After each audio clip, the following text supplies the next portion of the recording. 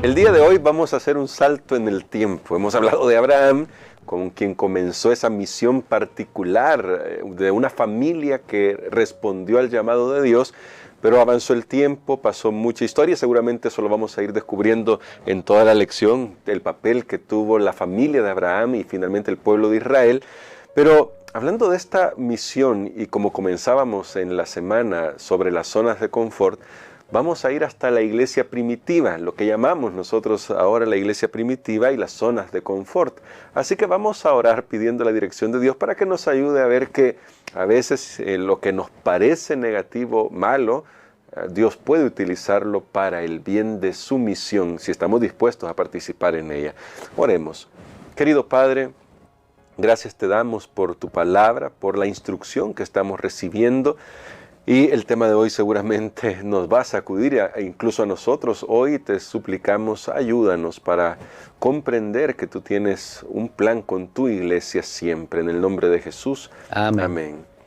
Para el día de hoy, pastor, vemos la iglesia primitiva. Han pasado muchos siglos desde el llamado de Abraham, mucho tiempo en la historia, pero cuando vemos la iglesia, de alguna manera, uno al leer el libro de Hechos, tiende a pensar que se estaban concentrando en solo Jerusalén, por lo que nos dice Hechos 8:1, quiero decir, que es el texto que vamos a leer. El texto, la forma en que está escrito le hace a uno pensar, quiere decir que antes de ese momento no habían hecho lo que Jesús ya les había dicho, algo que vamos a considerar en el día de mañana. Pero vayamos a Hechos capítulo 8, verso 1, que dice así: Saulo consentía en la muerte de Esteban. Ese día se desató una gran persecución contra la iglesia que estaba en Jerusalén, y todos se dispersaron por Judea y Samaria, excepto los apóstoles. Hombres piadosos llevaron a enterrar a Esteban e hicieron gran duelo por él. Y Saulo perseguía a la iglesia entrando en las casas, arrastrando a los hombres y mujeres, y los entregaba a la cárcel. Y los que fueron esparcidos iban por todas partes anunciando la palabra.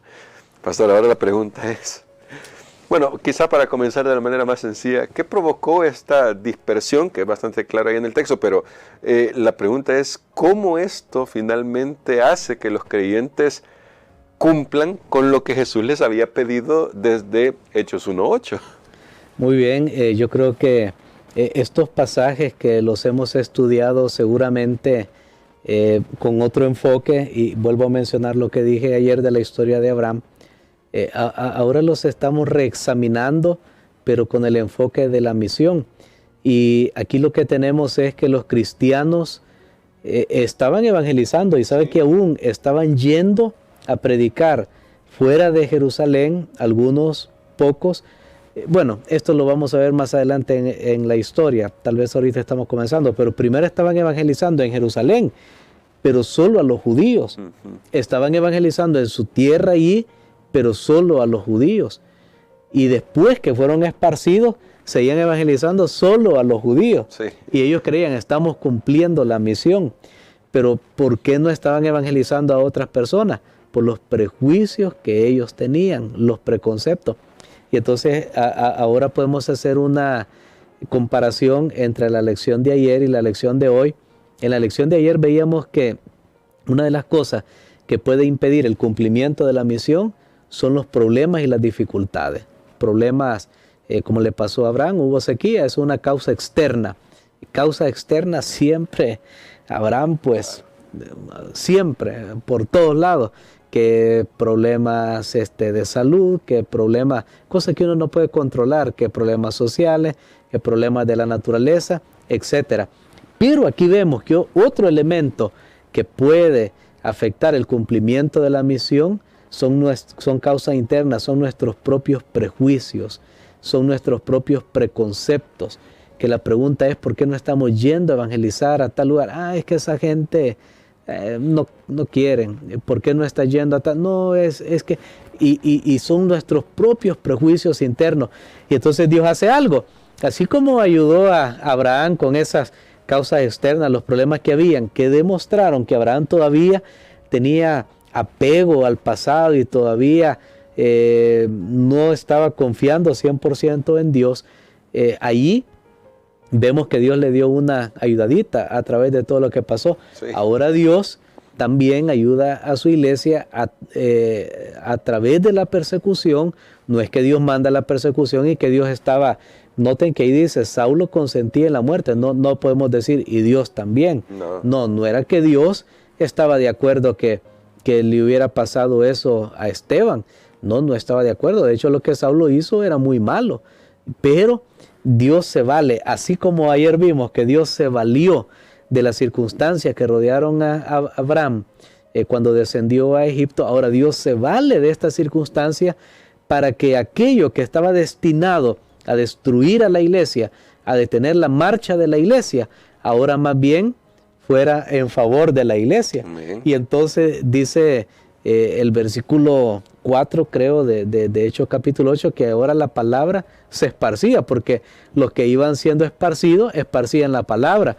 O sea, es como un parlante móvil, como un carro móvil, ¿verdad? Va pasando por este lugar y anuncia algo. A 2 kilómetros sigue anunciando, ya no está aquí, ahora está allá. Bueno, y Dios quiere que los cristianos, nosotros seamos misioneros, y tenemos que esparcirnos, pero a veces no queremos, nos acomodamos. No, aquí estoy bien, estoy tranquilo, porque estar metido en la misión de seguro trae sus situaciones, su estrés, su conflicto, esto, lo otro, y no queremos, pero ahí Dios permite circunstancias y pruebas para siempre Él lograr sus propósitos. Y bueno, la ventaja que vemos aquí en la iglesia primitiva es que como se dejaban guiar por el Espíritu Santo, eran capaces de ver estas circunstancias con otros ojos, que en otras circunstancias podrían desalentarnos. Correcto. Pero ahora, pastor, usted lo mencionaba, en primer lugar, cuando uno va leyendo Hechos 8, Hechos 9, uno tiende a ver que estaban concentrados en judíos en otros lugares, pero siempre judíos. Y en el capítulo 10, de alguna manera aparece una narración que me parece es abrupta, porque corta con eso y lo hace Dios con uno de sus apóstoles, el apóstol Pedro. Quizá para reflexionar sobre esto, porque tiene que ver con estas zonas de confort. Pedro era, y es llamado en la Biblia, como el apóstol de la circuncisión. ¿Por qué Dios habrá escogido a Pedro para ser uno de los primeros en predicar fuera de la nación de Israel a un gentil, a una familia gentil, como la era la de Cornelio?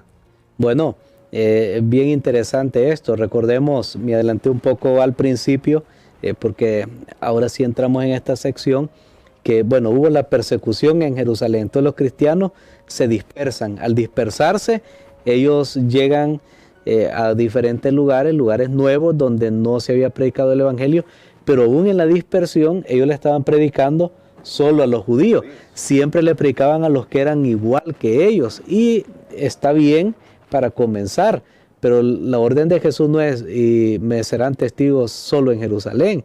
La orden era en Jerusalén, en Judea, en Samaria, hasta lo último de la tierra. Bueno, ahora llegan a Samaria, pero tenían que llegar hasta lo último de la tierra. Pero no solo predicando a los judíos, sino a toda nación, tribu, lengua y pueblo. Entonces, algo bien interesante es que Dios elige entonces para cambiar la mentalidad de las personas. Dios elige a un líder. ¿Por qué a Pedro? Usted hacía la pregunta, ¿por qué a Pedro? Porque Pedro era líder. Y si el líder cambia, es más fácil que cambie el pueblo. Entonces usted, el líder, Dios está trabajando con los líderes. Es que Dios está trabajando en la misión, hermano. Y usando diferentes estrategias, elementos y esto. Entonces Dios usa a Pedro, le manda una visión. Todo el mundo cristiano, conoce el lienzo, ¿verdad? Animales inmundos. Ahí Pedro come. No, Señor, yo nunca he comido. Pedro come. No, Señor, mira, tú sabes. Llama la atención, tal vez hacemos un paréntesis, que eso fue después de la muerte de Cristo, después de su ascensión al cielo. Todavía Pedro sigue conservando la distinción entre animales limpios e inmundos. Claro. Y no como muchos creen, o algunos creen, que fue abolido en la cruz. Después Pedro entiende, no es que no se trata de animales, se trata de que ustedes, los judíos, consideran de esa manera a los que no son judíos. Y yo también he venido para limpiarlos a ellos. Amén, sí. Entonces ahí se le abren los ojos a Pedro. Y cuando llega allá, donde Cornelio, algo bien interesante es que normalmente en Hechos nosotros vemos que las personas eran bautizadas y recibían el Espíritu Santo. Y miren hasta dónde llega Dios con tal de cambiar la mentalidad. De cambiar esa mentalidad, esa manera de ellos de pensar, que primero reciben el Espíritu Santo y después se bautizan. Sí. Y entonces Pedro llega a contar ese testimonio a los judíos, ¿verdad? De raza, sangre como él. Y entonces ahí se dan cuenta, no es que Dios también está llamando a los gentiles. Entonces aquí vemos elementos extraordinarios, maravillosos de cómo nuestro Dios está obrando para que nosotros seamos sus misioneros. Amén. Quizá, pastor, nosotros mismos necesitamos quitarnos algunos prejuicios, porque tal vez como Pedro, como los judíos, aunque no lo admitamos abiertamente, clasificamos a los tipos de personas. Decimos, esta puede aceptar, esta no puede aceptar, quizás ella no va a querer, el otro es demasiado malo. Pastor, ore por nosotros, pero antes de orar, ¿qué podemos hacer nosotros para que también nuestros prejuicios se derriben? Ya no son raciales en el sentido, al menos no aquí en El Salvador, pero sí, hay que clarificarlo.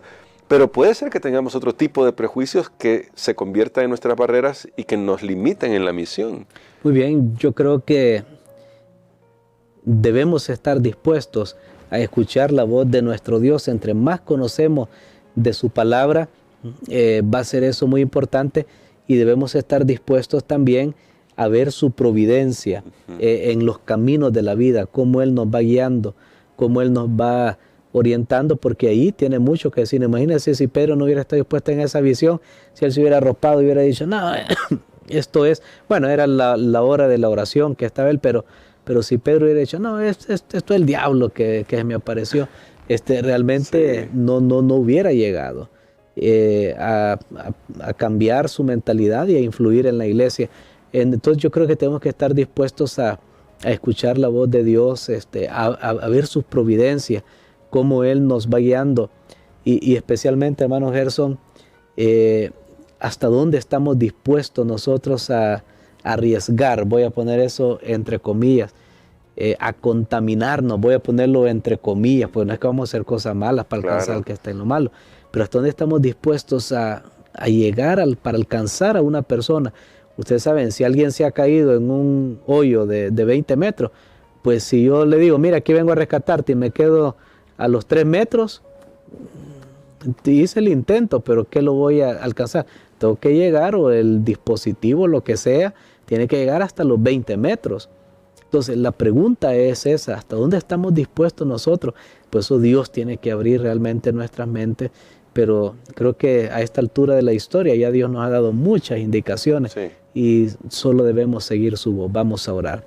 Padre, te damos gracias, Señor, por esta lección. Te damos gracias porque tú estás abriendo nuestra mente, nuestros ojos, porque la misión es lo más importante para ti. Ayúdanos, Señor.